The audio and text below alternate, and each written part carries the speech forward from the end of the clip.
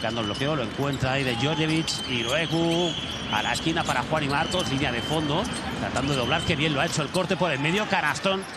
Ay, fantástica la acción, la canasta de Sergi Martínez, pero Pedro lo hizo muy bien Juan y Marcos por parte del argentino. Sí, no era mala opción, pero esa parada que hizo en un tiempo muy bien. ¡Oh, qué gorro! Acaba de recibir ahí Dustin Sliva. Peor de la competición, Sergi Martínez, ¿eh? No es ninguna broma desde luego ese capítulo. Y está el taponazo tremendo.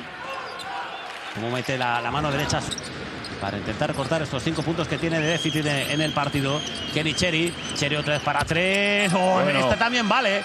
Esta también vale contra el tablero. ¡Qué inicio de partido! De 2 como de 3 en ambos equipos. A nivel reboteador, patente igual. A nivel pérdidas, patente igual. Kenny Cherry le hacen el 2 contra 1. Sliva metiéndose, intentando ahí taponar esa jugada que viene, esa acción de Georgi Goloman con fortuna, sí, pero acabó dentro. Muy bien, Fierup ahí jugando por línea de fondo sin balón, que en su tiro de 3 y luego pues muy bien leído, ¿no? Esa acción. En este cuarto el equipo de Fotis Katsikaris está ganando el cuarto 15-19. Debajo del aro, colgándose a 2 manos Georgi Goloman. A 10 Básquet Girona a reenganchar el encuentro. Le ha dado algo de vida ese triple de Troy Cooper, pero ha tirado mejor, desde luego, en este tercer cuarto. Obviamente la ventaja es para UCAM Murcia, que por eso tiene 10.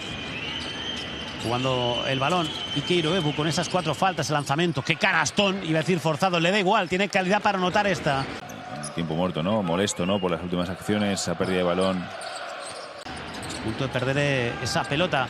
Ahí Rodion Kurucs debajo del aro, el pase no es bueno. Falta sobre Sergi Martínez.